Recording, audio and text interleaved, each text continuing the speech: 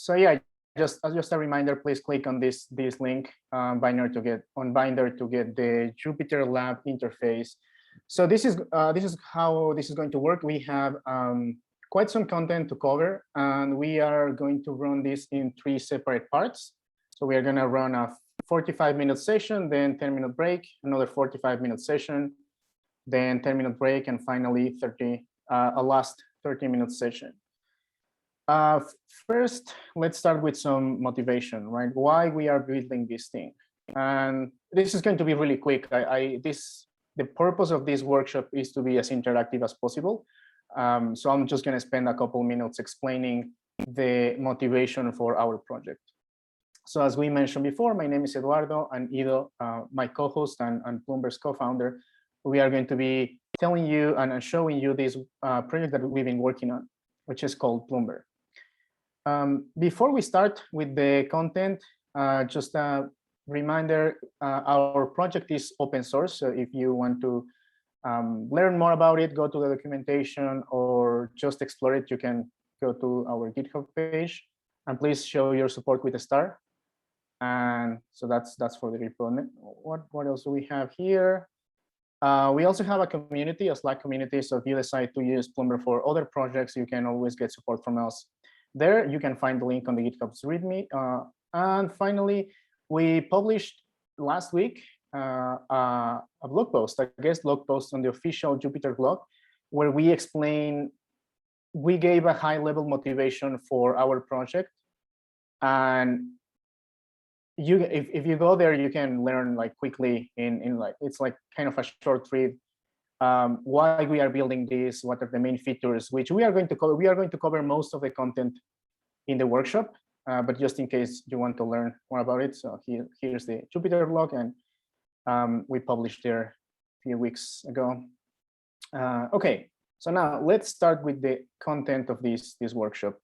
One of the motivations for us for building Ploomber is to help people manage their workflows with Jupyter. So there's this notion that you should only prototype in a notebook, right? You open Jupyter, you do your work, and then if you want to clean things up, if you want to take a model to production, or if you want your project to be reproducible, then there's this wrong idea that you should refactor everything because notebooks are just for prototyping and notebooks are messy. And one example of this, and one of the arguments that most people use, is that when you try to find the difference between the previous version of your notebook and then the new version, when you make some changes, you add some code, you add some new data transformations.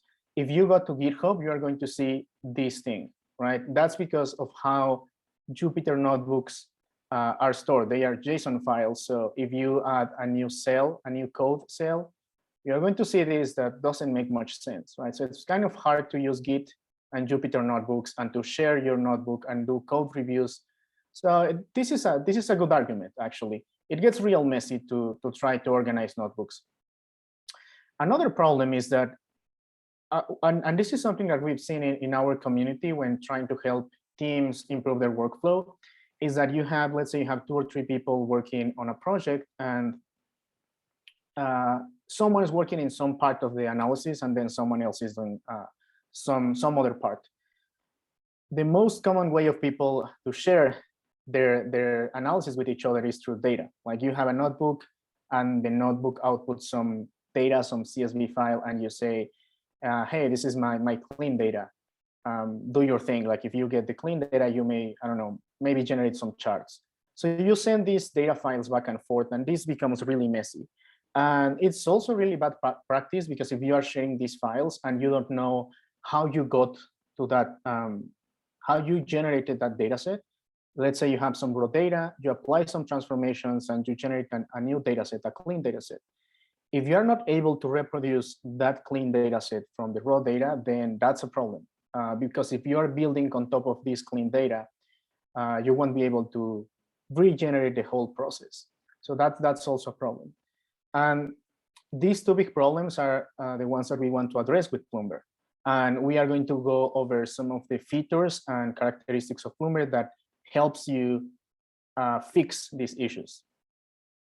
So the first thing is using scripts or notebooks. As I mentioned in the first slide, the Jupyter notebook format becomes really messy when you are changing things and pushing to Git. So what we do is we rely on a library called JupyText to allow users to open scripts like .py files in Jupyter. So you get the best of both worlds. You have a clean, plain Python script that you can open in any text editor. And the same file, you can open it on Jupyter. So you no longer get these strange differences between files like this, because these are just text files that you can open with Jupyter. So that's the first thing that we do. The second thing is modularization. If you are working, as soon as you have more than one person or more than one data set, it's a good idea to organize your project in separate parts. Otherwise, if you try to put too much content, too much code into a single notebook, then it can become really hard to manage. And especially if you are collaborating with someone else, putting really clear boundaries between what you are going to do and what the other person is going to do is really important, so you can collaborate better. And that's another big feature of Ploomber. How do you take a Jupyter, instead of having a long Jupyter notebook, how do you break it down and have multiple files? So this is just an example diagram. For example, this trains a model. Let's say that we are working on a project and we want to train a model. One way to approach this is to just put everything into a single notebook, like everything from loading data, cleaning data, generating features, training a model, everything into a single file. That's going to be a real mess really fast. So instead, if you use Ploomber, you can break it down into multiple files, multiple short files. So you may have one file to load some of the data, another file for loading. Let's say you're working with some database, right? You load table A, and here you load table B. And then in a different file, you clean table A, another file clean data table B. And in this way, you have shorter files that you can organize, and it's clear who can work on which part, instead of having a single file for everything or two files for everything. Another important thing, which is often overlooked in data projects in general, is testing. And there are many ways how we can approach testing in any software project, but if we specifically talk about data projects, there's one really important thing that we have to measure and test, which is data quality. If we are going to, let's say, work on a dashboard, we are going to show some metrics, some charts. We want to make sure that the input for those charts, tables, or whatever we want to display has the right data, and that data is of high quality. Some of the things that can happen, or some of the properties of bad quality data could be, we have a lot of NAs, a lot of missing values, or let's say we have a column which is supposed to be the age of a person, and instead of going from, I don't know, 0 to 100, it has negative numbers, or the balance in a bank account. Well, that can be negative, so that's not a good example. But anyway, or another example could be a categorical variable. Let's say a variable that can only take values A and B, and for some reason it has value C, right? And we know that's not permitted value, so we should remove it. And the only way to make sure that we have high quality data is that we should test it. Like, we should load what's supposed to be our clean CSV file and measure its quality. Check these properties. Does it have NAs? Do the values are within the expected range? That sort of thing. So Ploomer makes it easy to embed these kinds of tests in your code. And finally, as I mentioned before, Ploomer makes it easy to collaborate with other people, to split the work and then be able to get other people's work and then run it, get the results, and keep working. So that's the introduction. Hopefully that gives you some high-level idea of why we are building this. So let's now go to the actual workshop. So if anyone hasn't set up the environment, please click here. So this is the repo that we are going to be using. So please go to this repo, and then in the README file, we are going to find this binder button. Please click on it, and this is going to show you the binder interface, and it's going to take 1 minute or two to be ready. So please do that, and let's make sure that everyone has Jupyter Lab ready before we begin. So please, if you are ready, if you have this thing, this index.ipynb, please send us a message on Discord so we know that you are ready. And if you have any issues getting this to work, please let us know so we can help you. We want to begin with the contents until everyone's ready, so that everyone can follow along. Okay, so I see 2 people are ready. Great. Let's give a few extra minutes. Okay, 3.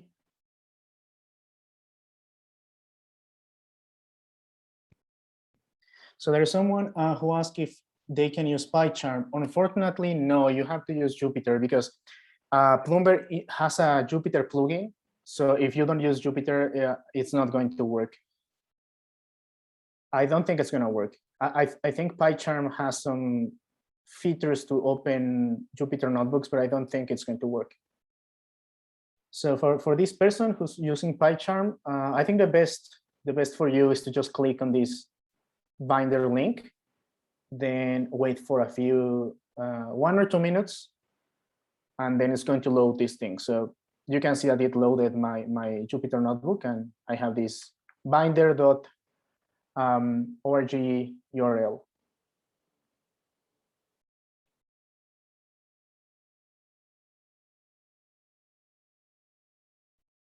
Okay, let's wait 2 more minutes in case everyone hasn't clicked on the binder link.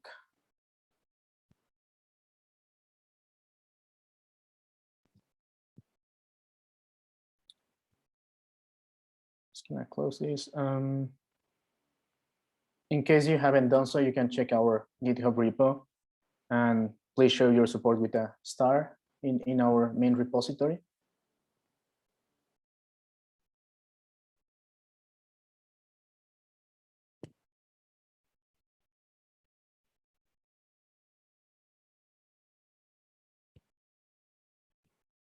So I don't see any new messages. So please, if anyone's not ready, please send a message so we can help you. So let's wait another minute, and if might be that everyone's ready now. So let's give one more minute. If you're not ready, please send a message, and we'll help you to get ready.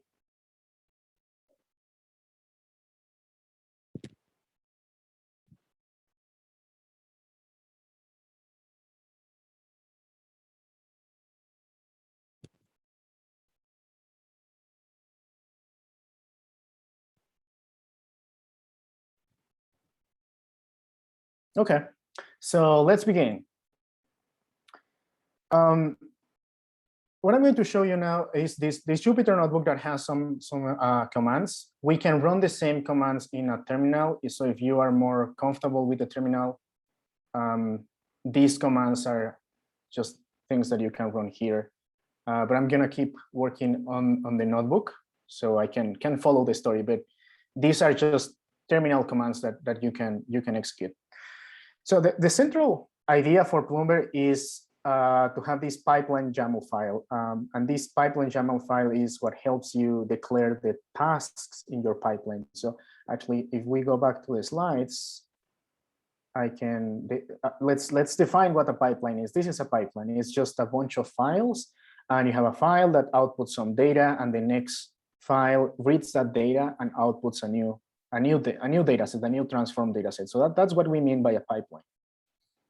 And let's run the first command. We are just gonna print the contents of this folder example. So we are going to have this output folder. We are going to store all the outputs of our pipeline here. The pipeline YAML file is the place where we declare the steps of our pipeline, and just a folder for our script. So please keep running this as I move forward, please run these cells and make sure that you are getting the same output. In case you have any issues running this, you see an error message, please let us know so we can help you and wait for you. So that's the first command is just, we are just seeing what we have. Next is our source code. So our source code has four scripts. So we are going to build a pipeline that has 4 nodes. So this one has many more, but this example is only going to have 4. So that's what I'm doing here. Actually, we can take a look at this folder. So example, and you can see scripts, right? That's our source code. And then you can see our pipeline YAML. So this is just to give you like some idea of how this works. This is a pre-built pipeline. And then after we run this example, we are going to go step by step, going from scratch, from nothing, until we have this same pipeline. So let's say you already have your code, and what you have to do is simply call Ploomber build, and this is going to execute your pipeline. So these 4 scripts have certain order. You first get, this is a pipeline that trains a model, like really simple machine learning model. The actual code is not important, just the structure of it, because we get some data. We get some raw data in this file. Then we generate some features here, some other features here, and then we train a model. So when I call this command, Ploomber build, it's going to run everything in order, right? So there's a predefined order. For example, here, I could run this, and then this, and then this, and then this, until I finished. So that's what happened here. If you got to this cell, you just ran your first Ploomber pipeline. So congratulations. Now let's dive into the details to understand how these pieces come together. So as I mentioned before, actually, let's stop here. If anyone has any questions up until now, feel free to send a message on Discord or here. That's fine. Looks like we are fine. Okay, yeah, let's continue then. So the main file for developing a Ploomer project is this pipeline YAML file. So we specify all the tasks in our pipeline in this pipeline YAML file, and all tasks have the same format. We have a list of tasks in this YAML file, and the first field that we have to that we need is the source. So where's our source code? In this case, I'm saying script.py is the source code that I want to run. The next section is the product, and product means the files that this script generates. In this case, I am generating a CSV file, and I'm also generating a Jupyter notebook. So this might be surprising, right? Why do we have a source code, a Python file that generates a Jupyter notebook as an output? So this is one of the features of Ploomer, that every script that you have works as a notebook, and I'm going to show you that now. So you see this script. I have 4 scripts here, and I can do right-click, and you can try this. So go to the example folder, then go to scripts, and then right-click, and then open with notebook. Right, so this is a Py file that we open as a notebook. Now, while we are doing this, I mentioned before that if we use Git for version control, IPyNB files get messy real fast. So if we use .py files, it becomes much simpler. Now, why do we have this Jupyter notebook as an output of this script? That's because when Ploomber executes these pipelines, it first converts the Python file into a notebook, and then it executes. The reason is that we may want some, we may have some plotting code, we might be printing some tables here. And when we orchestrate the pipeline execution, we may want to use those as an output. And to show you this, before we run a sample pipeline here, right? And all the output from this pipeline that we run is here in output. So you can see that for every script that we have, every script that we have here, we have an output notebook. And let me open this. This is an artifact of your pipeline. It's not part of the source code. It's actually a copy of the source code that you can use. So if you're training a model, you may have some charts for metrics, and you may say, okay, this looks nice. You may have some other tables. So you use these output files as an artifact. So hopefully this makes it clear, because I think this is one of the questions that we get most often about how this execution works. Now, this simple example only has one task, but in any real project, you're going to have more than one task. So in this case, we have four. We have 4 tasks, and that's why we have four tasks here. And what we are seeing here is the pipeline that I just ran. So what we are saying is, first we have a get.py script. We are going to get some data. Then we have another script that generates some features, then another one that generates some features, and then one that trains a model, right? So that's the high level idea of what we are going to build right now. Okay, so now let's start building our pipeline. So this is where we start working together. The first part was just explanation. Now we are actually going to be moving things around and executing things. So please, step 1, if everyone's ready, please go to the playground folder. So please click here to go to the root of the project, and then you're going to see a playground folder. You are going to find this pipeline YAML file, which is empty, right? And please copy the contents of this here. So this is when you work.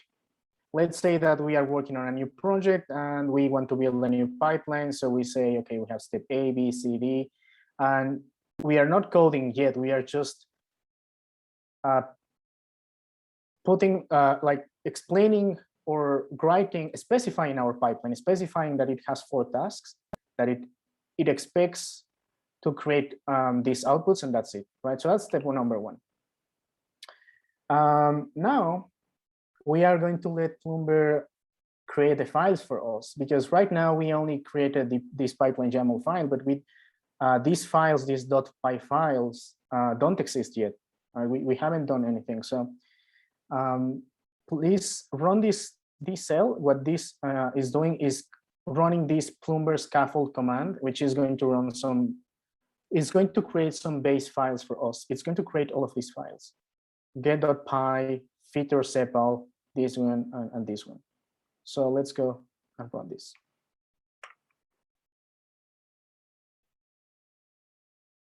All right, so it's telling us that it generated the 4 files that we told we are going to use as part of our pipeline. Please, if anyone is having issues running this or gets stuck, please send a message so we can stop and help you. So, but now we have our files, right? Let me open one of these. You're going to see that it's empty because Ploomer is just creating the basic structure. So nothing to see here yet. Now let's make sure that Ploomer recognizes our 4 files and our YAML playground directory. If it doesn't have files, so someone asked playground directory. So you should see at least a pipeline YAML file. If you don't see one in the playground folder, you can create one. So right click, new file, and then pipeline YAML.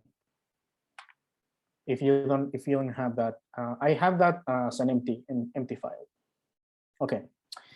All right. So just to recap, in case anyone is not in this stage yet, first thing is copy this YAML file into playground. So it should be in your pipeline YAML folder. Now, next thing, run the Ploomber scaffold command, and you are going to see this. This is creating the base files, doesn't have any interesting code yet. Now we run Ploomber status, and this is just to make sure that Ploomber recognizes our pipeline YAML file and our scripts as a pipeline. So we see this summary of our pipeline. We can see that it has 1, 2, 3, 4 tasks. We haven't run anything yet. And we can see a bunch of other information here. Now, let's plot our pipeline. So we want to generate something like this. Right? Let's see what happens if we run the Ploomber plot command. So let's run this. So this command, Ploomber plot, generates a file, pipeline.png. So you should see something like this. So please, if you don't see this this diagram, let me know. Why we see this without any structure? Like this doesn't look like this, right? So we still have to establish the order of execution. And now let's actually, I'm just going to give a few seconds in case anyone's not here yet. Just going to wait. I don't have access to chat, and I got an exception when I ran Ploomber scaffold. What error did you get? None type. I mean, I guess it tried to probably tried to use a call something on a non-object. Non-type object has no attribute get. And also, I don't have access to chat, apparently. Are you using Binder or Jupyter locally? I can't. I mean, no, sorry, I can't write there. I don't put in. Sorry, chat is disabled for all Zoom workshops. You need to post it in Discord. It's only for the hosts. Okay. So I think probably the fastest way to help you. So if you are using Jupyter locally, if you are running things in your computer, please go to this GitHub. I'm gonna send this to the Discord chat. No, I'm there already. In Binder. Both. I have the GitHub page open also. Okay, and did you click on this launch Binder? Yes. Okay. Can you? Okay, that's strange.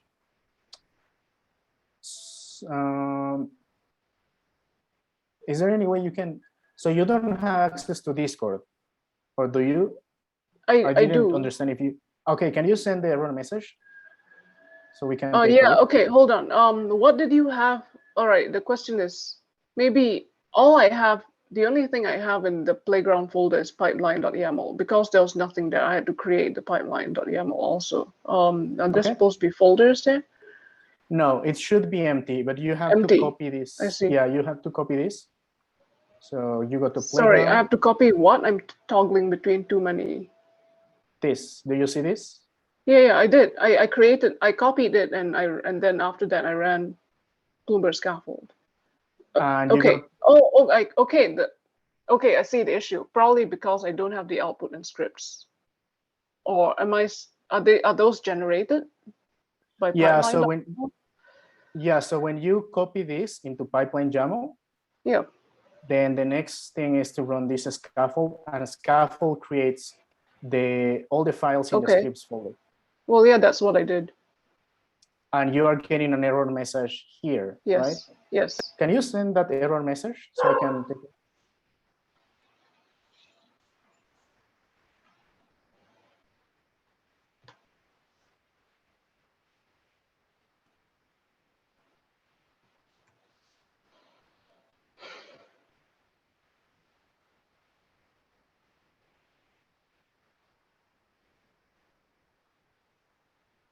Which channel?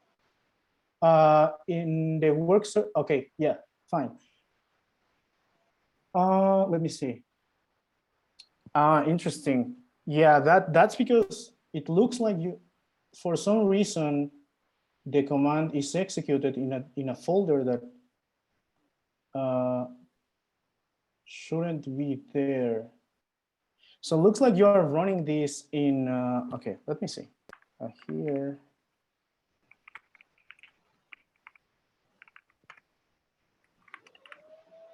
Okay, yeah. Let's go here. See if I can replicate your issue.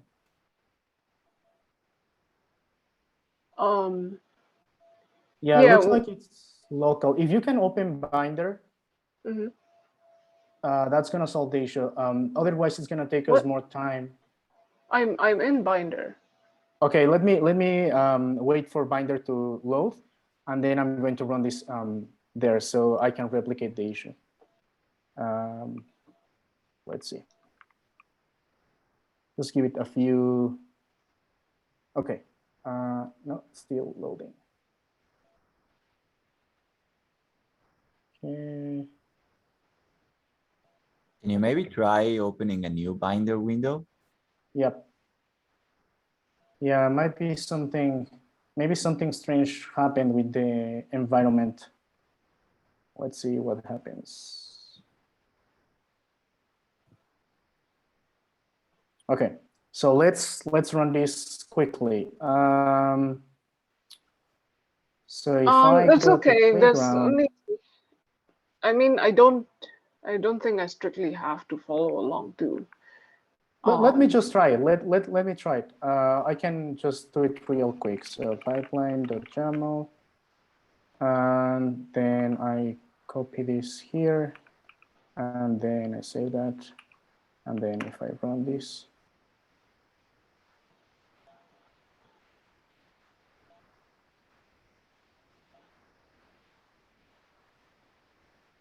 so I cannot see your issue. So I think if you open another binder, that's probably okay. The question is, when in the previous cell it CD in it CD'd into example, did it CD back out? Yes, You each know, so cell executes in a independent. different process. Yes. I see. Okay.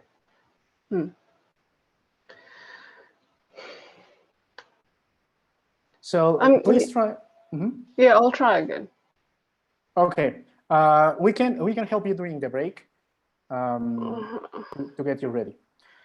Okay. So I'm just gonna keep using binders. So the next I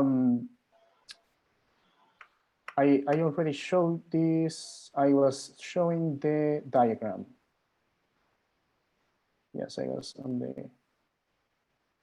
Want to make this larger. Cool. So everyone can see it. Just a bit more. Okay. So now, as I was saying,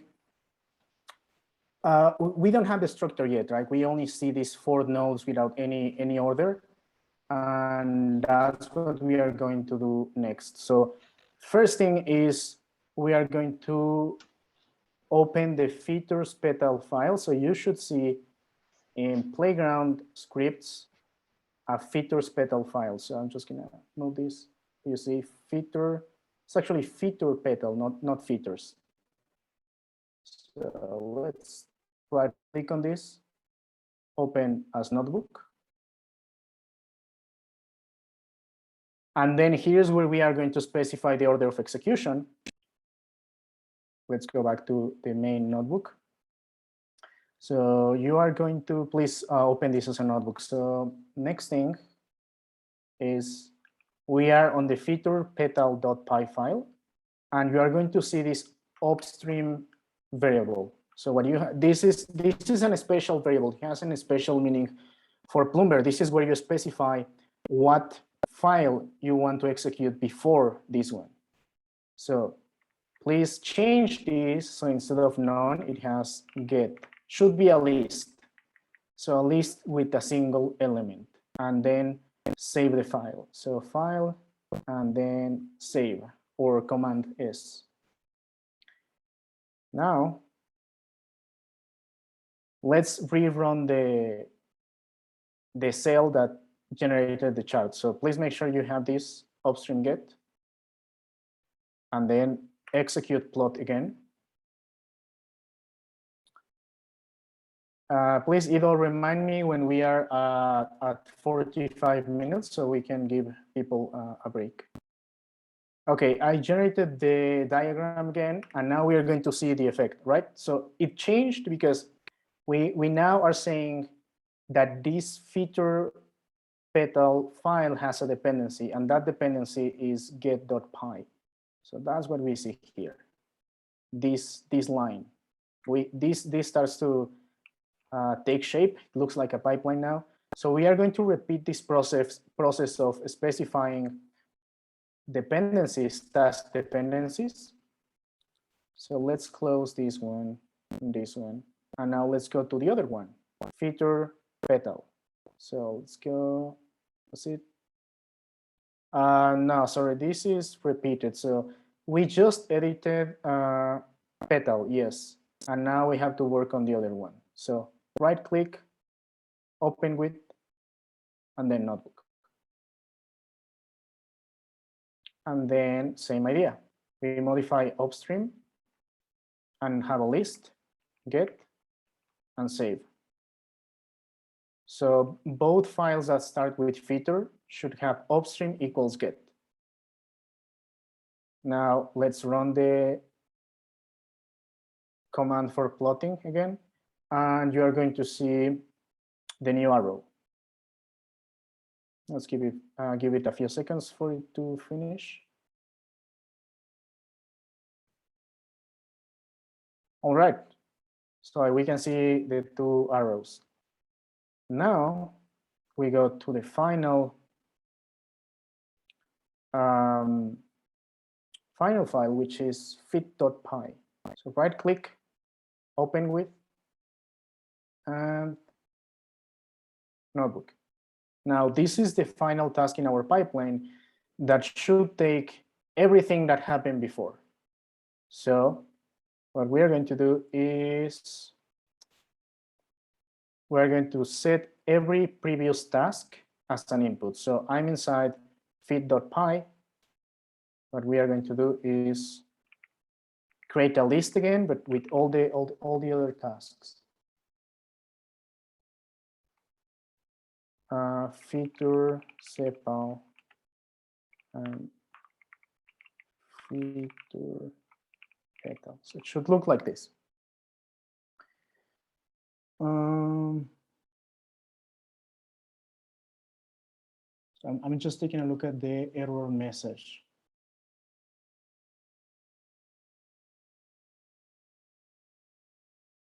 If anyone else is seeing this error message, please let us know. Hopefully it's only one person, because this is, yeah, it looks like it's not running on the right folder.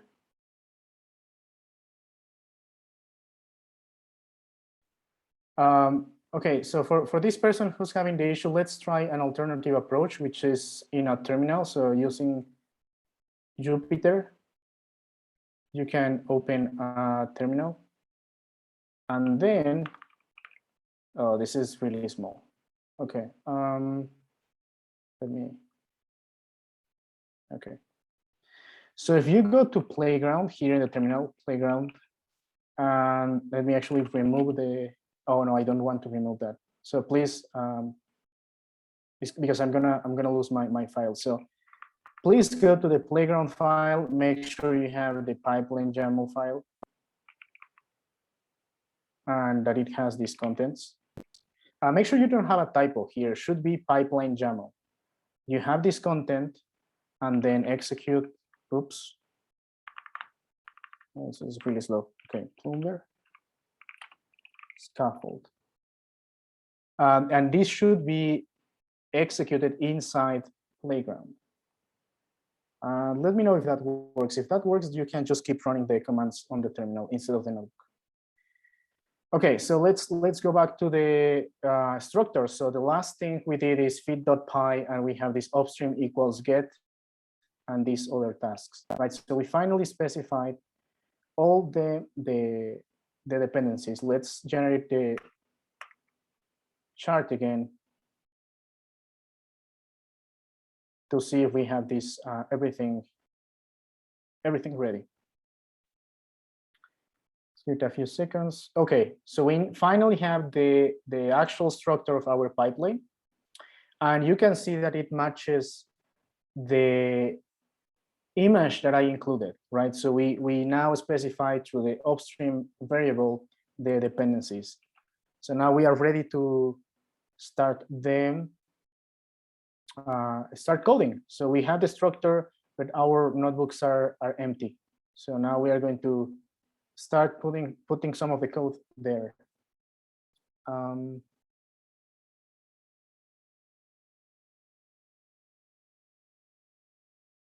All right, so please, if anyone, apart from the person who's having the issues, we are going to help you during the break, don't worry.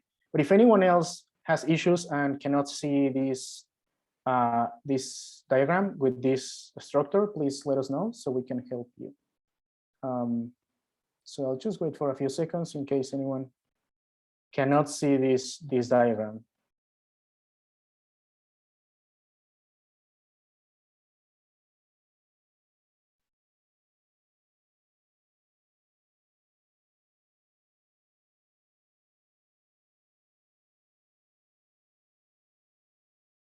Yes, please let us know if you have this diagram so we can continue. Oh, Eduardo, you said ask for a reminder at 1:45. It's now 1:48. So if you want to take a break, you can. That's up to you. Yes, okay. Okay, yes, let's do that. Let's take, thank you for the reminder. Let's take a 10-minute break now. So I'm just gonna start my timer. And so we are gonna take a 10-minute break. And now let's use these 10 minutes to help. I cannot replicate the issue. So what I'm going to do, I'm gonna open a second binder and try to replicate that. Don't issue. worry about it. If I can follow, if it's the same, exactly the same thing in the example, that's totally fine. It's not a problem. Okay. Yeah. So then I'll see everyone in 10 minutes. I'm just gonna stay here, but yeah, we're gonna take this break for 10 minutes. Would you like me to pause the recording? Yes, please. Okay, great. So just to recap, the last thing we did in the first part of this workshop was to create the pipeline YAML, then run the Ploomber scaffold command, which generates the base files. Then we went ahead and modified those files and specified the dependencies. And what we have right now is the pipeline structure. We don't have any contents in any of the scripts yet, besides the upstream variable. So now let's do the actual coding. Since the actual logic and data manipulation is not important for the workshop, I have these snippets that you can copy paste in each of the files. So step number 7 is copy this pandas code, actually scikit-learn and pandas code, and go to playground scripts get. So let's do that. Playground scripts, then right click, open as notebook. And then you're going to see this cell, the last cell has your code here. So just paste that there. Okay. Now let's move on. That was step number 7. Let's go step number 8. Same thing, but now it's going to be a different file. So make sure you get the right file, because these have 2 of these have similar names. So copy feature sepal. So again, playground scripts feature sepal. And again, actually, I think it's. Let me go back. So I briefly describe what each task is doing. So at least we know what we are doing. It's not a good practice to just copy and paste code. So I'll just kind of quickly explain what we're doing. The first task, which is get, which is here, the first task that we run, just getting some raw data, right? It loads this iris data, a sample data set that I'm sure you have used many times in many tutorials, and we save it. So important detail here, when we specify our pipeline YAML, so I'm going to open the pipeline YAML. I mentioned that we for each of our tasks, we specify the output in this product section. So if you take a look at this cell doesn't exist in the file. I'm going to show you that now. So I'm going to open this as a script, not as a notebook, as a script. So scripts.get.py. Oh, actually, it exists now because Ploomber added it, but it doesn't exist originally. That's not part of our code. What's happening here is that Ploomber knows that this file is part of our pipeline, and our pipeline says that this get.py file generates these two files. So when we code our data loading thing, we have this variable and we say, take our data and put it here, because we have to save it in the same place that we specified in the YAML, pipeline YAML. Okay, let's continue. So we say that first task gets some data.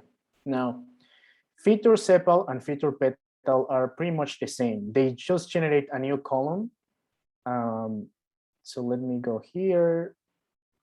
And this is an interesting thing. Let me preload this thing. Okay. So what's going on here? Here, okay. This is what we did. We changed this variable, right? It was none, and now we have a list that says get. What we are saying is that this feature sepal script should be executed after get.py.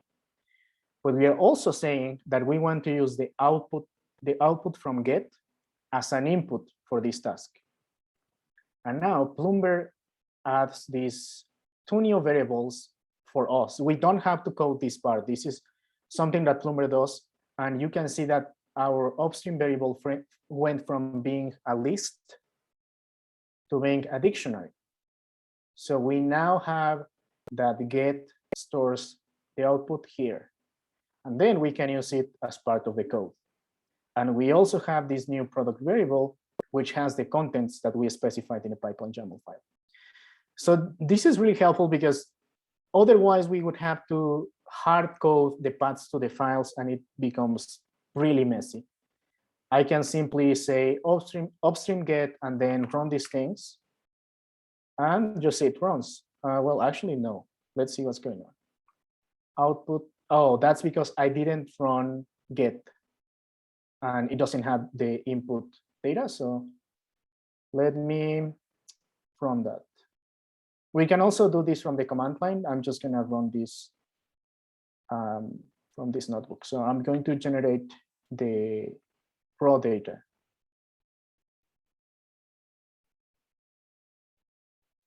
Playground output. Are we missing this? Yes. Output. That's why. All right. So now, as I was saying, we can run this thing now. Okay.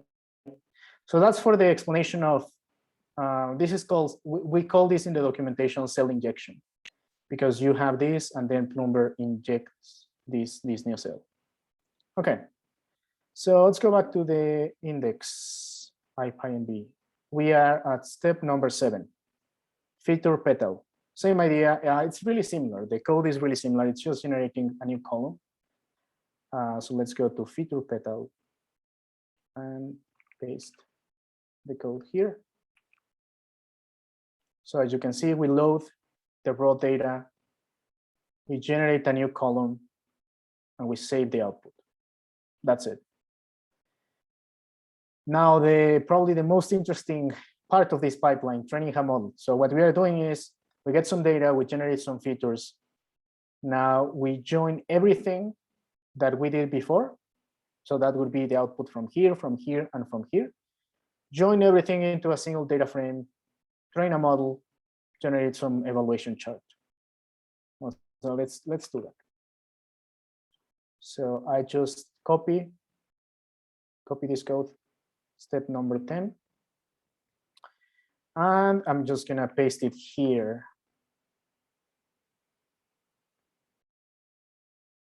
And save. Actually, let me split this in multiple cells because that's going to be useful in an upcoming section. So I'll just, you don't have to do this. If you can, that's great. It's not strictly necessary. I'm just gonna move these to different parts. One last cell. Okay. So now we have the code for each of the tasks, and we are going to run the pipeline.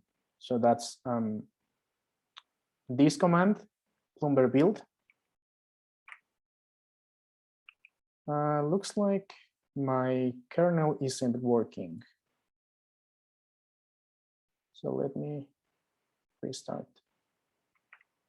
Okay. If you have any issues with Binder, like I just did, and it doesn't show you that it's running things, you can click here, and that's going to restart the kernel. So what's happening now is that I'm running the pipeline, and it should take a few seconds. It's actually the same thing that we did right at the beginning. I was in a different, yeah, I was running things locally. That's why I don't have the output. This is taking some time. Well, actually, let's just give it a few seconds. Looks like Binder is a bit slow right now. Okay. So we see the output of this Ploomber build command. It's running everything that we have in the pipeline. These 4 scripts is running. So please let me know if you are here, if you executed Ploomber build and you see the output. Please send a message on Discord.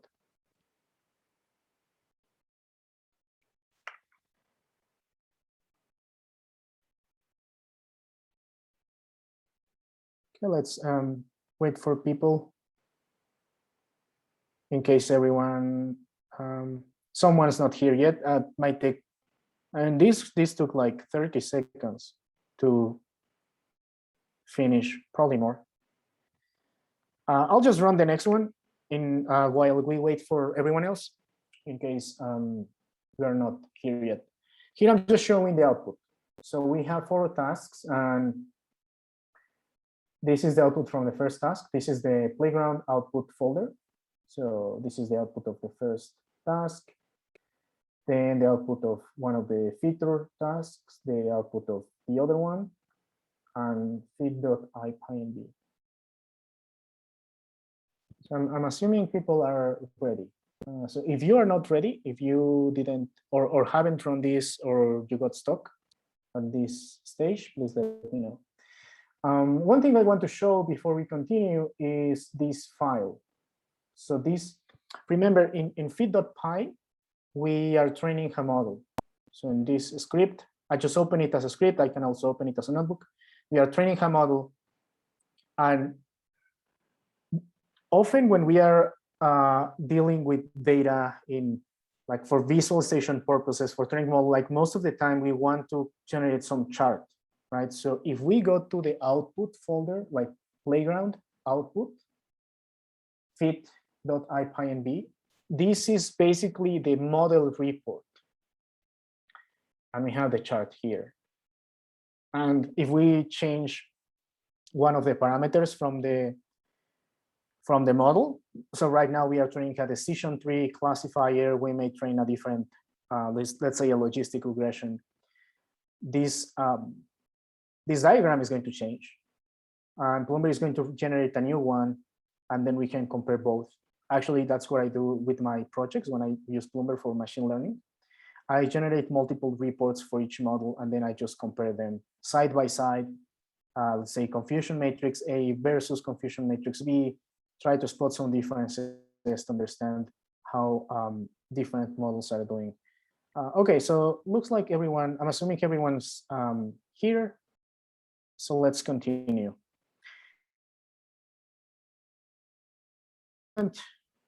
Things dealing with data is that it's a really iterative process. It's not like we are going to clean the data and it's gonna be like perfect. We maybe clean the data and then we find some issues and say, all right, let's go back, clean it a little more, and then run it again. Or we might be training a model just like we did here for this example. And we may say, you know what, actually, I think we should print more metrics. I think we should keep track of this metric that we are not tracking right now. So you may go ahead and change your pipeline. That's what we are going to do right now. We are going to playground and then scripts and feed.py. And please open it as a notebook. And now we are going to make a small modification to this file. Please copy this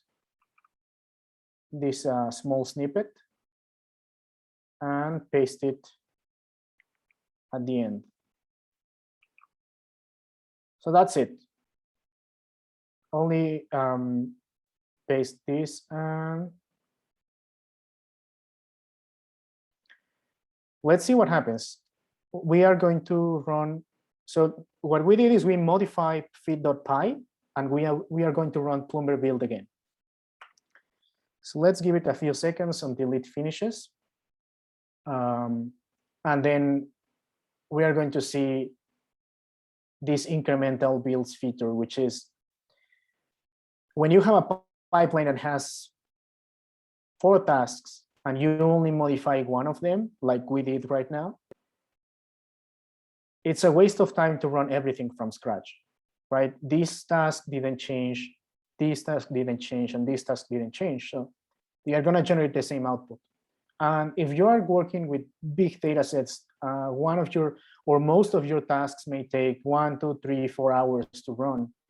And if you keep changing things and running everything from scratch, you're not going to be able to iterate fast.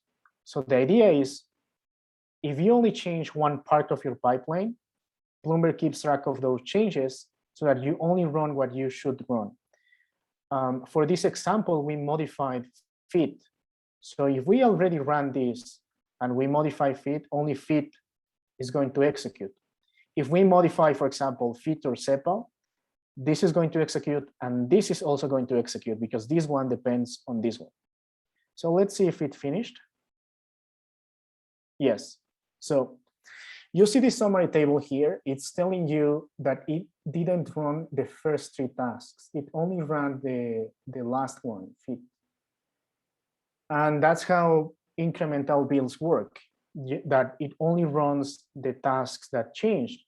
So let me run this again to show you that it's not going to run anything because we haven't changed anything. And this is really helpful because, as I mentioned before, when you are working with data and you are cleaning data, you are processing, you can see that we didn't run anything.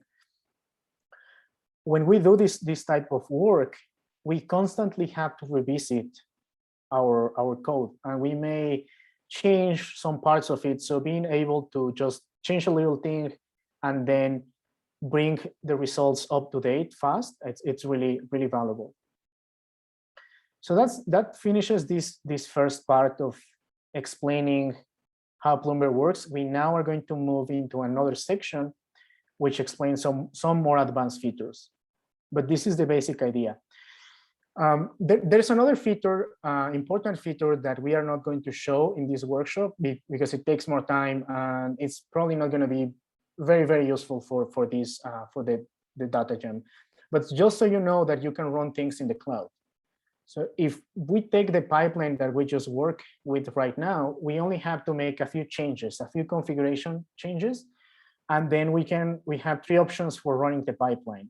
Kubernetes using Argo workflows, AWS batch, and Airflow. So the main benefit is that you may be working with some small data set for prototyping. Let's say you have 1 million rows of data and you are working in a local Jupyter notebook with 1% of the data so that you can run things faster. If you need more memory, then you can use any of these options. And without any code changes, you can run different tasks in separate containers. So just so you know that you can run things in the cloud. Okay, let's see what's next. Okay, so now we are here.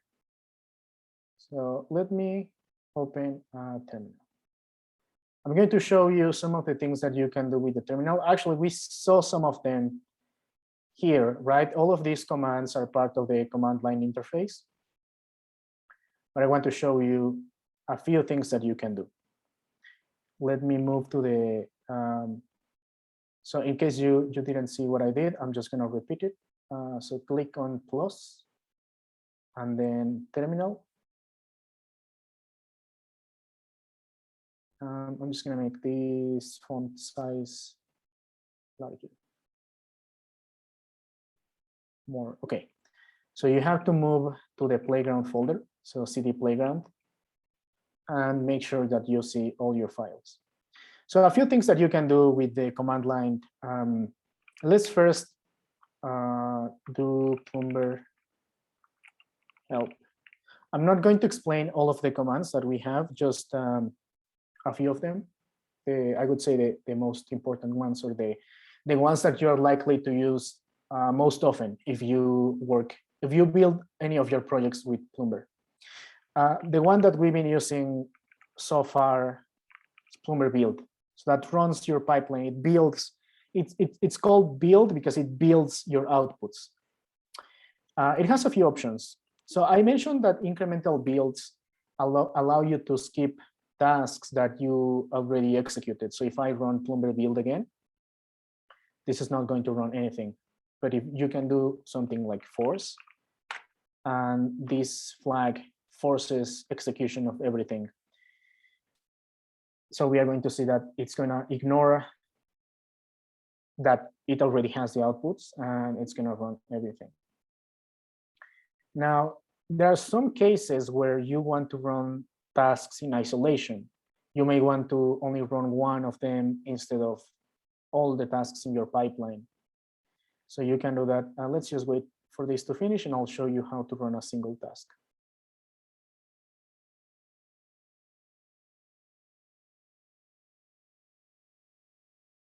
Okay, almost done. You can run a single task with Ploomber task, and then the name of the task, for example, fit, have to pass force because it's up to date. And if I don't pass the force flag, it's going to say it's up to date, nothing to do. So just to show you that I can run a single task, I'll just use Ploomber task. What else? We also showed how to use plot. Plot generates a PNG file with a diagram of your pipeline. It's useful if you want to understand how the relationships between one task and the others, or you want to explain your pipeline to someone else. That's also really useful, and I use that quite a lot. When I have to onboard someone else to a project, I just take this diagram and say, instead of going into the details, I say we get some data, we apply some transformations, and then we train a model. And then you can see that the output from here becomes the input of this. So it helps to explain how the pipeline works. That's also really useful. We also have Ploomber status, which returns a summary of the pipeline. So I can run this. And this is going to give some high-level information. So you see we have 4 tasks, and it also has a timestamp for the last run. If it's outdated, meaning has it changed the output? And if any of your tasks has a markdown cell at the top of the file, you're going to see that here. Actually, that's something that I would like to show you. Let me open this as a notebook and change this markdown cell and say this script trains a model and creates a chart. Now let's run Ploomber status again.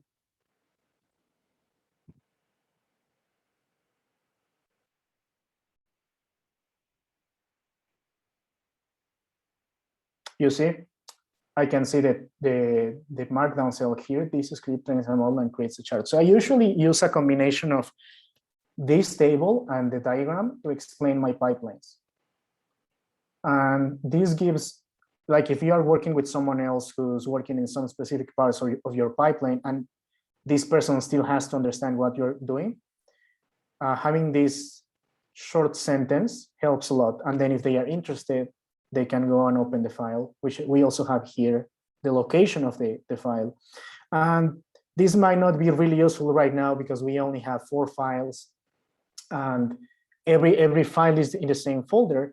But once you start building pipelines that have like 20, 30 tasks, then it's really useful to just take a look at this and say, hey, I want to know what's going on here. So then you go to the table and say, okay, this is where the source code is, and you open it, and then you can figure things out, and then you can tell that what's the input for each of the tasks. So that becomes, it becomes much easier to manage the pipelines for debugging, for explaining things to someone else.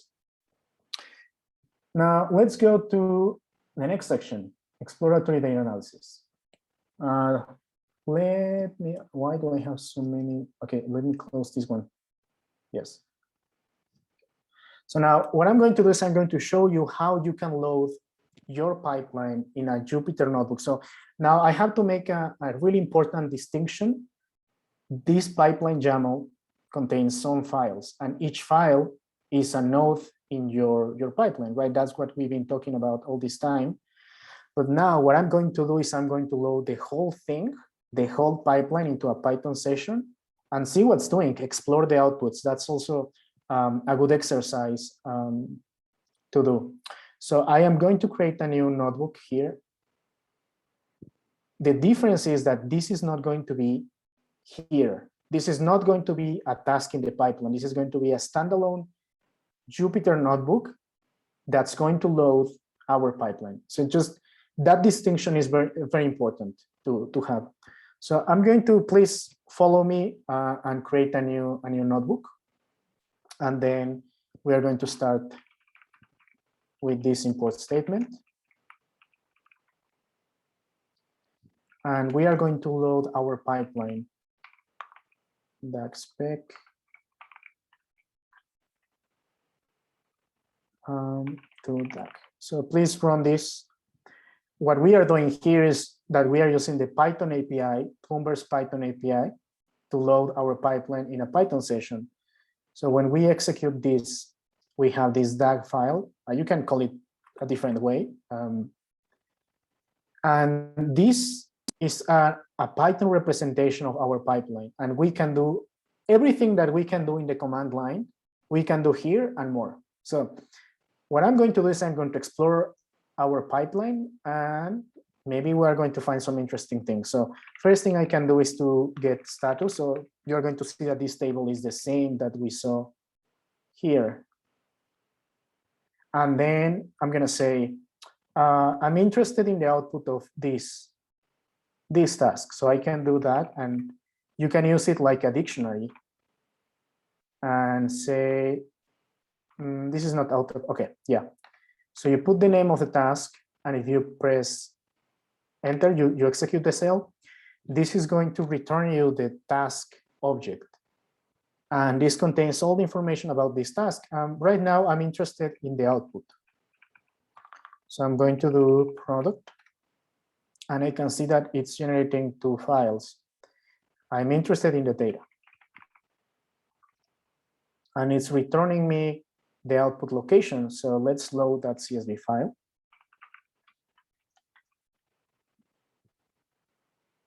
And let's load this thing.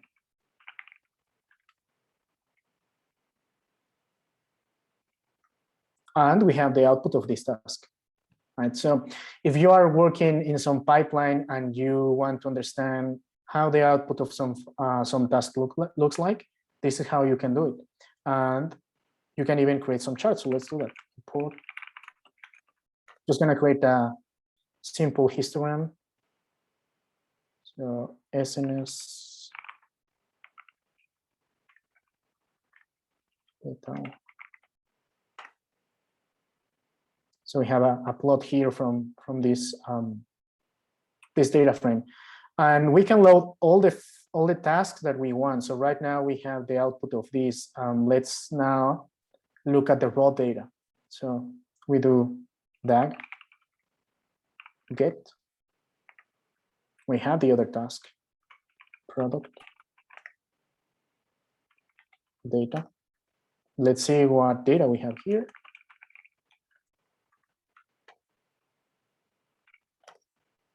We have the data. So this is useful if you want to, for example, summarize the output of your pipeline. So let's say you already have your pipeline, not this file, this one, and you want to show important parts of it to someone else. Maybe you are going to present your results to someone, and you can create a new notebook, load your pipeline, and then use your pipeline to do this loading. And this is useful because you are not hard coding paths to any of the files. Like if you change your mind and say, you know what, I want to generate more data. I want to generate 2 data sets for this task. You don't have to hard code anything. Everything's gonna be up to date, and it just makes the code much cleaner. So I use this a lot. I load my pipelines in a Jupyter Notebook, explore it. So I'm gonna stop here for a minute. So please let me know if you've been able to run this to get your pipeline into Python and run some of these things. You don't have to run the exact thing. Just let me know if you're able to run, load some data, explore your tasks. So I'll just give 1 minute for people to catch up in case you're not here yet.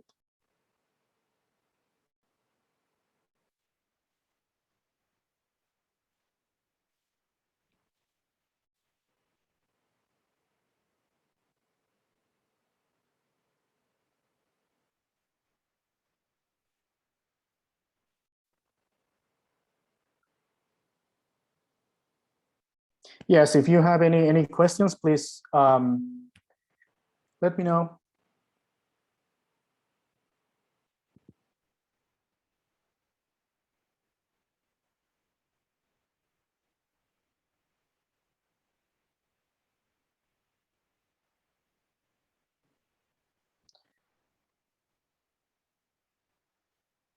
Looks like there are no questions.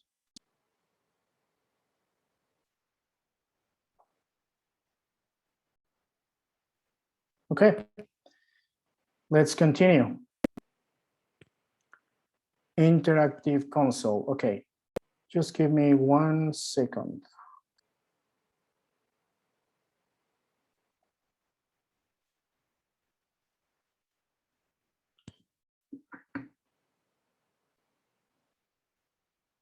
All right, let's continue. Interactive console.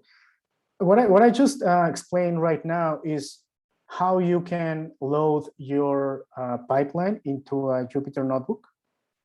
But sometimes you want to do like some quick things, like for example, just extract some information, like some of the information that you Hey everyone, I think Eduardo had some technical issues or something. So let's begin with this last part of the workshop. This is going to be the short part. It's probably going to be like 30 minutes. So just to explain what we were working on at the end of the last part was loading our pipeline in a Jupyter Notebook for data exploration to get some of the data and create some charts. Now, sometimes we want to explore the pipeline real quick to answer some questions or to quickly explain something to maybe a colleague who is working in some parts of the pipeline. So we can replicate what we did in a Jupyter Notebook in a single command with Ploomer Interact. So I'll just give a few seconds for people to open a terminal in case you don't have it. So please click on the plus button, then terminal, then move to the playground folder and make sure you see these files. So I'll just wait a few seconds for people to open the terminal in the playground folder.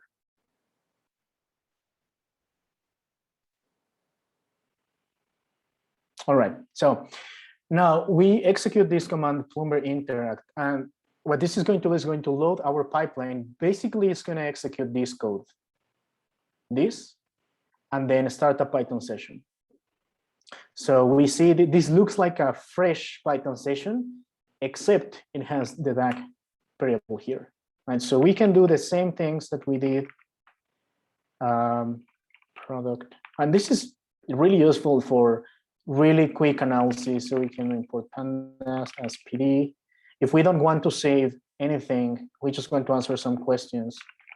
And it's a really nice way of exploring the pipeline interactively. So you see I'm loading some data. Just a quick nice thing that you can do. But if you want to have some sort of report, then it's best to use the Jupyter notebook. So that's just a quick thing that may be useful for you. Now let's move to the next section, parameterization. This is a really interesting and important feature in Ploomber. Let's go back to our pipeline YAML. So please open your pipeline YAML file. So go to playground and then double click on pipeline YAML. And I'm going to put this at the same time so we can see the changes. So right now, every time we execute our pipeline, it's going to generate the same outputs. It's going to generate the same, run the same files with the same conditions, same parameters. Sometimes we want to run our pipeline under different conditions. And I can give a few examples. The one that I use most of the time, and the one that I'm going to show you, is for sampling our pipeline. So if we are working with some big data set, our pipeline, executing our pipeline from scratch may take hours. And sometimes it breaks in the middle of some task because maybe we are assuming we have a column with name person, and turns out it's person underscore or something like that. So we wait for like hours for our code to run just to find that it breaks for a silly reason, a silly mistake that we made. So something that I do really often is parameterize my pipeline so that I can run it with a sample of the data. So I basically run it from start to end with a sample of the data. And it often catches most of these silly mistakes. And that's what I'm going to do right now. Another example could be if you want to run your pipeline for different entities. Let's say that you are working with data from different countries, like, I don't know, Canada and the US and Mexico, and you have data for the 3 countries, and you want to generate the same report for each one of them. You can generate a pipeline that processes the data for a single country, and then add one parameter and just switch it. Change the name and save the output in a different file. And this way you can manage your pipeline easily. You don't have to embed any for loops inside your pipeline. You simply have your pipeline process a single country and then change the parameters. So there are many things that you can do with parameters. So let's do that. The first thing is create a new file. So please follow these steps with me. Add a new file. Sorry, it's not here. It's on this part of the screen. Right click and then new file. And you have to name it this way, env.yaml. So it has to be this exact name for Ploomer to recognize it. So let's open it. And let's add the sample parameter. So this is a YAML file. I'll just do sample equals, actually, no, I want the default value to be false. Right, so now since we are following this convention that our parameters are going to be in this env file, now we can make references to those parameters in our pipeline YAML file. So I'm gonna edit all of the output paths so that they use that parameter. So please follow these changes with me. We are going to, we have to change this for the YAML to be valid. So turn this into a string. So this the beginning and at the end, and then do sample equals, and then use these curly braces, brackets, and then put sample. So what we are doing here is we are saying, instead of saving the output file in the same output folder, use the value of sample to determine where to save the output. So if sample is true, this is going to be output sample equals true get.ipynb. If sample is false, then this is going to be output sample equals false get ipynb. So we are going to repeat the same operation for all of them. Actually, I'm gonna just copy this part so I can paste it quickly. And we continue with the others.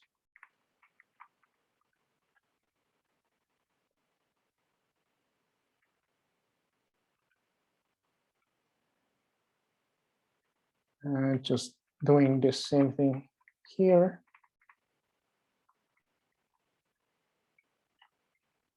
And the last one.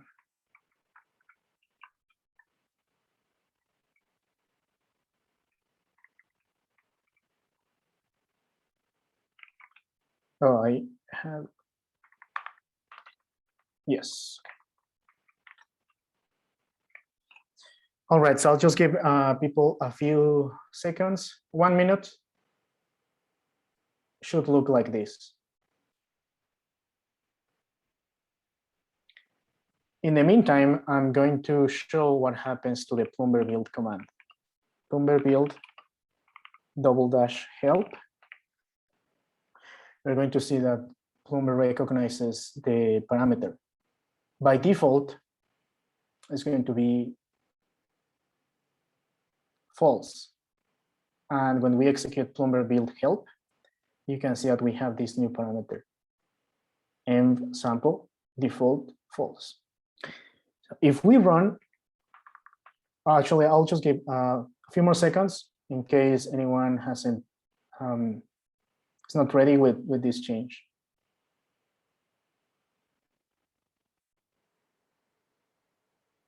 All right, so I'm gonna run the pipeline and we are going to see what's gonna happen. So right now we have this, actually, let me delete these files before. So we, I'm gonna delete all these files. Oops.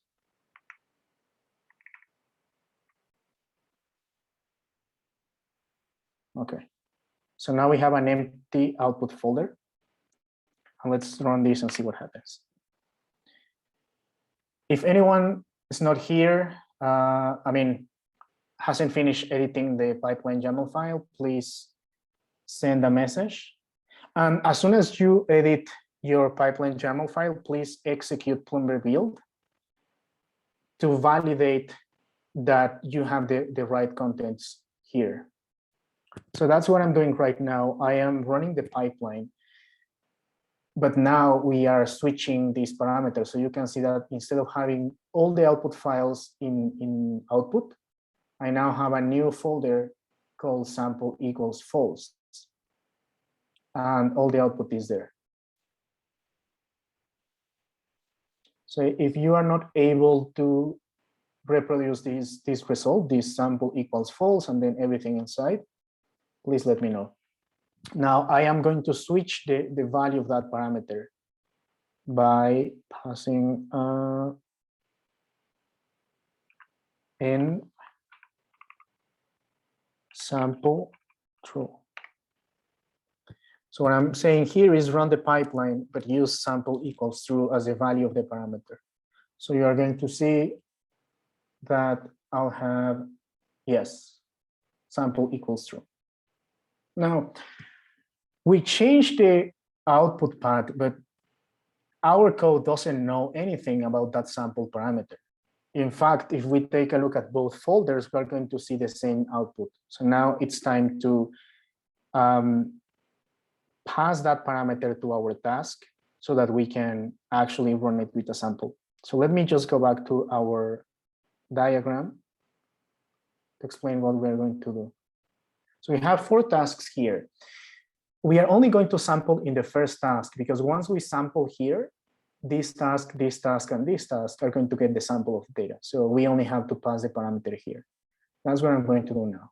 So I add a new section. Params, please follow this step with me. Params and sample. And then the value. Well, it's actually a placeholder. So have to add this to get. I'll just give people a few seconds to finish this part. Okay, now let's open that file and use the sample parameter. So I go to playground, scripts, get. And you're going to see this. You're going to see that Ploomer knows that you want to pass the value sample to get. So it tells you this is the value that I currently have for some. This is the value of this parameter, and the name is sample. So we have this here, and this is not something that we have to code. Ploomber adds this for us. So now let's actually use this sample parameter. So let me split this into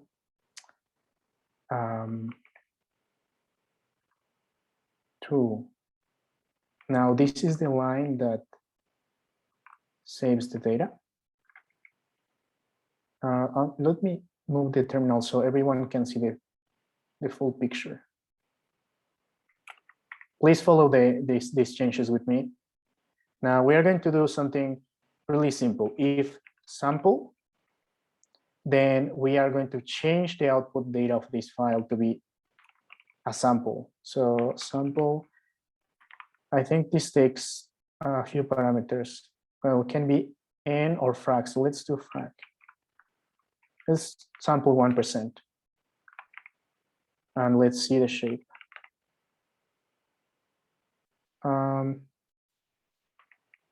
Oh, it's false. Yeah. If I switch it to true. Yeah, okay. So it's working. If it's false,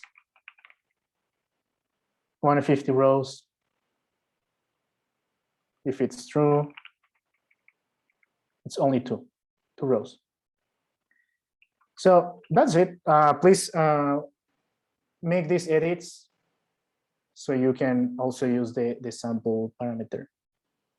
I'll just give people 1 minute to finish changing this get.py file.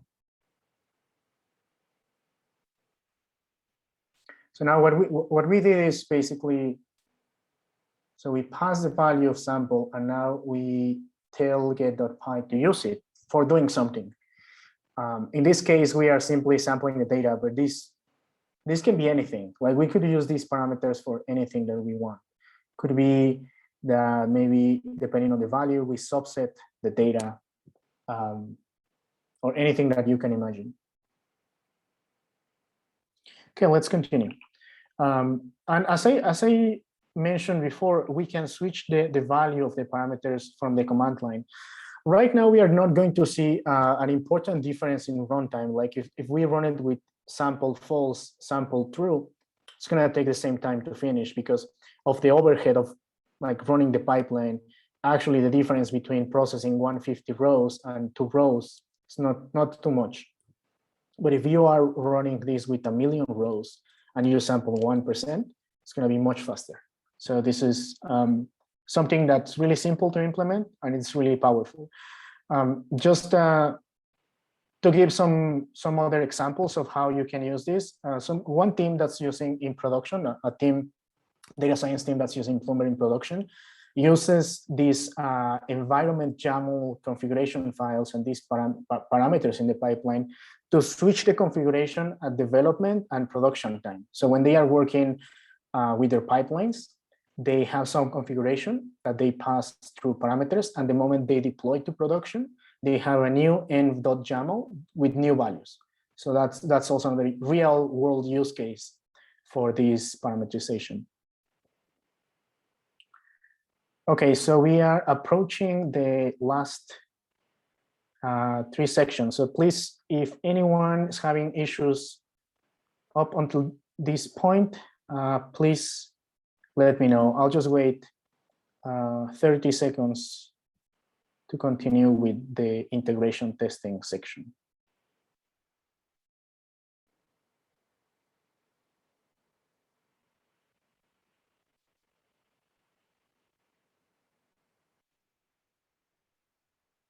Okay, it looks like everyone's up to speed.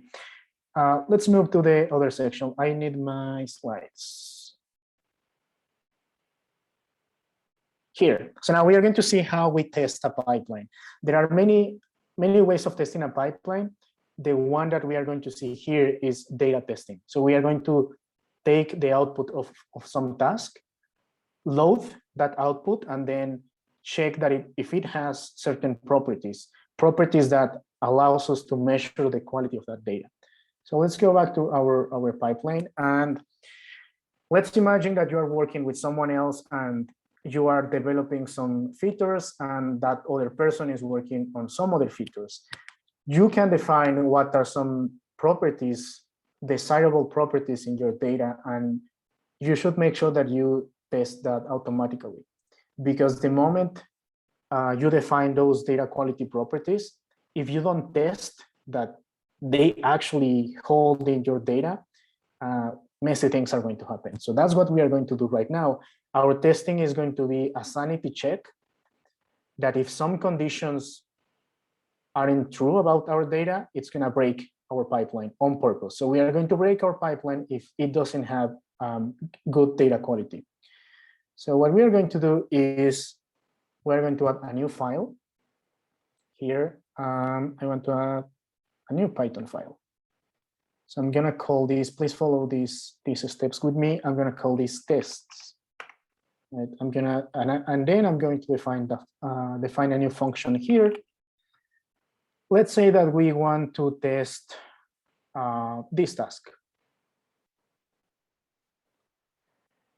So we are going to, thanks, Ido, for the question. I think that's a great question. So we are going to test this task, feature sepal. So I'm going to do test feature sepal. And I can add some parameters to this test function. So I'm going to do product. And then I'm going to say print hello. So why do we have this argument in this function? Because we want to load the data for the output from this task. And if we call this product, then Ploomber knows that it should call this function and pass you the product object that contains the paths to these files.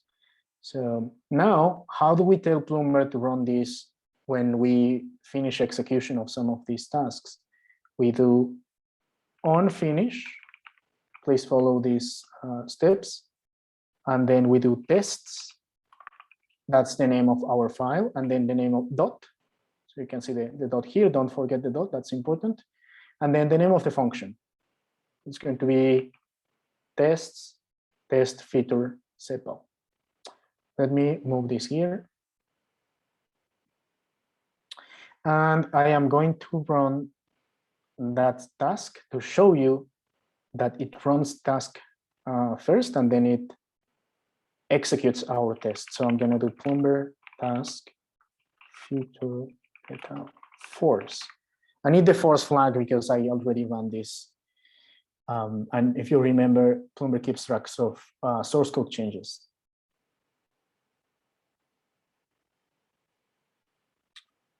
Let's see what's going on here. Oh, yeah, I don't, let me run this again. I don't think I have all the inputs that I need to run this task. So let's just run the whole thing. Oh no, that's one of that. This is one of the features that I use really often. Like if I don't know anything about my pipeline, if I made some mistake, if I did anything that broke it, I just delete the output and call Ploomer build, and then it runs everything for me. It's kind of an easy way to, like, don't worry about making mistakes. You know that it's easy to rerun the whole thing. We are having to keep track of, I should run this first, then this second, and so on and so forth. Okay, so now let me run this task again. So I generated all the outputs. Oh, actually, I'm not running the right task because we added the test to the other one. My bad. So let me switch the name of the task that we are running. Let's just, okay. So now I change it to the one that has the unfinished hook. And we should see the hello message here.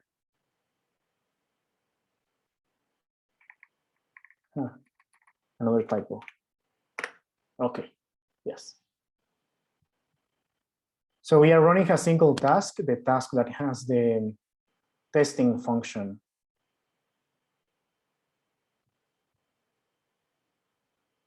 All right, it's finishing. You can see the hello here. So this is not a real test. We are just printing hello. Now it's time to do some testing. So I'm going to change this and import pandas as PD. Load the data. It's going to be PD with CSV. And then remember, we have to use data output because this task has two outputs. Now we can, I'm going to make use of my interactive console because I don't remember how the output of this task looks like. So is this is the name. But you can see that it's really convenient to have the interactive console. So I'll just do this. Oops. Import pandas as PD, CSV, and then product data. So I want to know what I can test, which is the, this only has one column. So I'll just take this and say column.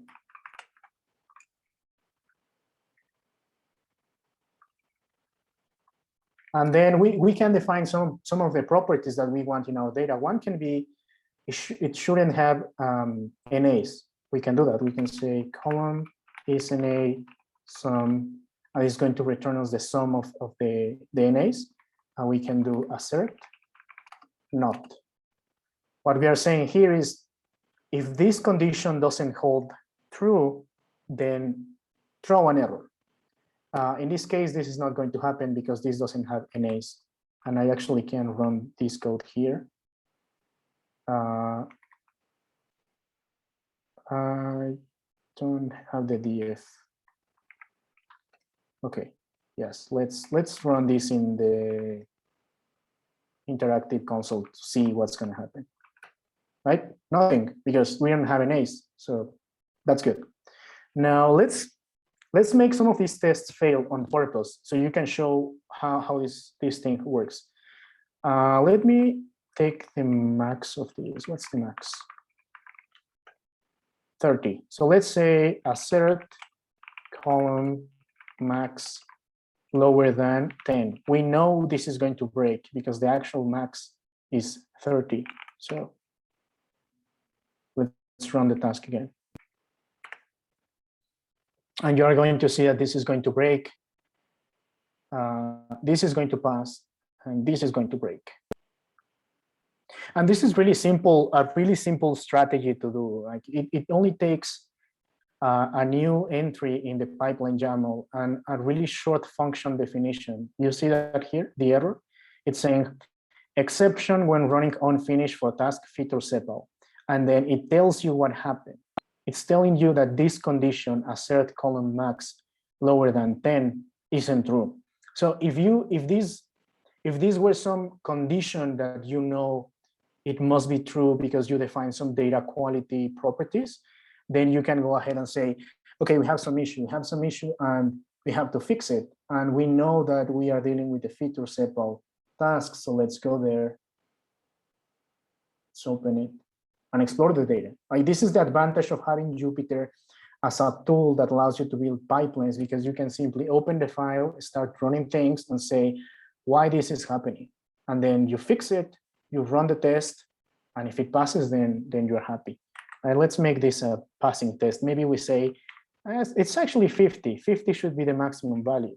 So let's run this again. We are going to see that this time it passes. So it's executing. Let's say we make some changes here, and now we run the task. And actually, I am just running a single task here, but if you run Ploomer build, the test also executes. So it executes always. Great, we fix our pipeline. So I highly recommend you, even if you don't use Ploomber, if you use some other library, highly recommend you to use this kind of approach for testing. It's something that doesn't take much time, and it saves a lot of time, because if you are passing low quality data through your pipeline, you are going to see issues, hard to find issues when you plot the data, when you train a model. So it's really important to have these like hard stops and measure the quality. So that's it for integration testing. Now logging. Right now, when we run our pipeline, and I can run it again. Actually, let's see if we have the output somewhere here. No, I'll just run it again. It doesn't print anything. It just says running task A, B, C, D, I'm done, and these are the results. If you're running notebooks that take a long time to execute, you would like, and you want to know what's going on inside your notebooks, then you can log the execution of each cell. So what I'm going to do, I always forget what's the name of the section. Even though I have spent a lot of time coding this, it's easy to forget some of these details. So I'll just open the documentation. And this is what we have to add to our task entry to log the output of each cell. So just for, actually, let's do it for the last one. We can do it for each one of them, but let's just do it for the last one. So what we are saying is, when we run the pipeline, tell me what's going on in the feed.py script. So let's say we run this again, force, and then we add a new parameter, log info. We execute this, and we are going to see some new messages. This is still part of the previous tasks. And then we are going to see the logging for fit. So just wait for a few seconds. We are running feature petal fit. So this is new. This is what we just changed. You can see executing cell 1, 2, 3, 4, 5, 6. Unfortunately, this output is pretty boring because we are not, I'm not printing anything except in cell number 10, which you cannot see because it's a matplotlib chart and you cannot print that in the terminal. Oh, actually, I have an output. Yeah, the summary table right here. Yes. So that's also really useful, and especially when you are running this in batch. Like, let's say you are running this in a cluster in Kubernetes. I mentioned before that you can run this in the cloud, or you are running this on a big server, like you are editing your notebooks locally, and then you push to a remote server that has more capacity, more memory, and it would be useful for you to keep track of what's going on inside. Like sometimes your code might get stuck or it might break. So having this information is really useful. We're approaching the end of this workshop, so let's just actually the last section, debugging. There are a few ways how you can debug your pipelines. Let's actually introduce a problem on purpose in our pipeline. So I can show you how you can do some debugging. I'm just gonna do something really simple. Just gonna define a new function, some new function, and it's gonna have an error. It's gonna do some operations, like let's say sum equals 1 plus 2, and then sum over 0. So we know this is going to break. Now let's just call this function somewhere. If you want to follow this last step, it's good. If you don't, that's also fine. This is going to be real quick, just to show you some of the techniques that you can use. So you know this is breaking. Now let's run the pipeline and see that it actually breaks. Thanks to the incremental builds feature, this is only going to run the last task in our pipeline. And it's going to break. Let's just wait. And you are going to be surprised and see, oh, what's going on? And you can see that the output is pretty informative. It gives you a summary, and it's telling you exactly which task failed, and can be more than one. Can be that you have 2 parallel tasks and both of them fail. So you just have to take a look at the traceback and see, well, in this case, it's kind of obvious what's going on here, but in a real case, it won't be so obvious for you why things are failing. So this is where debugging comes in. One really quick thing that you can do is use the interactive console. And then we can start a debugging session from there. So let me just bring the interactive console, and I know that the fit script is failing, so let me do this debug, and that's it. I'm inside the debugging console.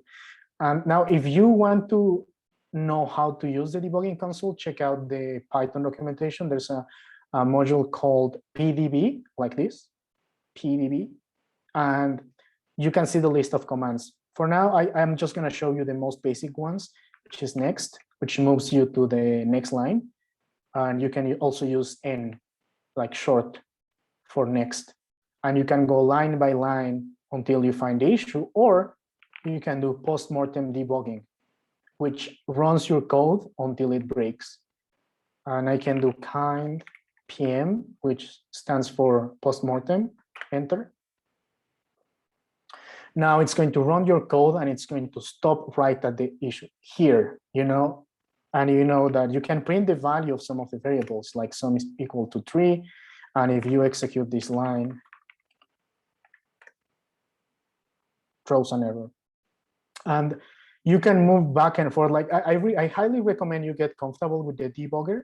It's a really useful tool. And what Ploomer does is that takes the context of your pipeline and makes it easy for you to start a debugging session. We didn't write the debugger, we simply interface with it. So you can, with a few commands, start a debugging session. That's from the terminal. If you want to use a Jupyter notebook, you can also do it. So we saw in the error message that the fit task is failing. So what we can do is we can open it as a notebook. And if we add this is part of Jupyter. This is not part of Ploomer. Even if you don't use Ploomer, you can use this, % sign, and then PDB.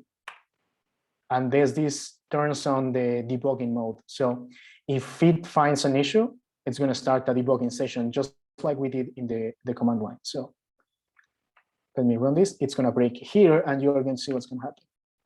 You see, this new thing, it's starting the debugging session. It's the same. You can use it in the same way. Like you can go to the next line, hit next. And that's it.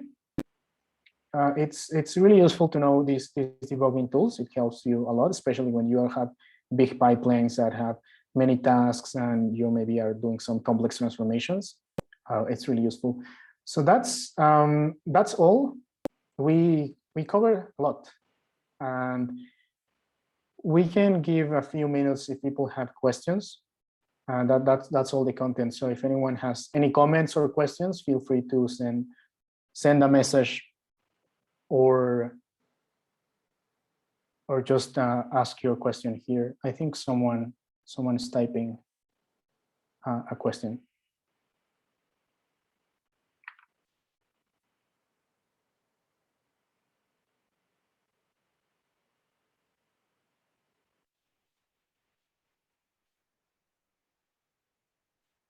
No question, just thanks. That's great. Thank you. Thank you for attending the workshop.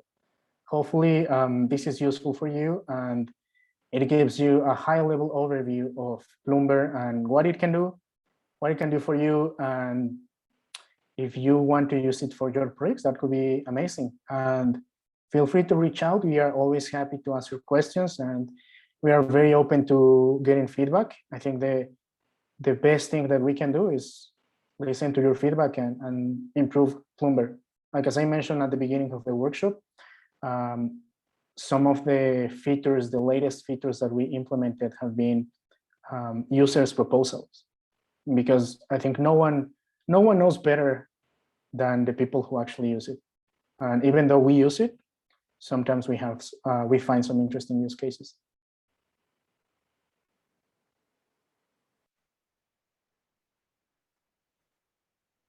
Yeah, sure. It takes some time. I'm just answering the message on Discord. It takes some time to get used to structuring your projects, and I think that has been one of the parts that we want to help with, because it's really nice and comfortable to just spin up a notebook and code everything in there until you realize it becomes a mess to maintain. So that's why we are putting a lot of effort into making this as painless as possible.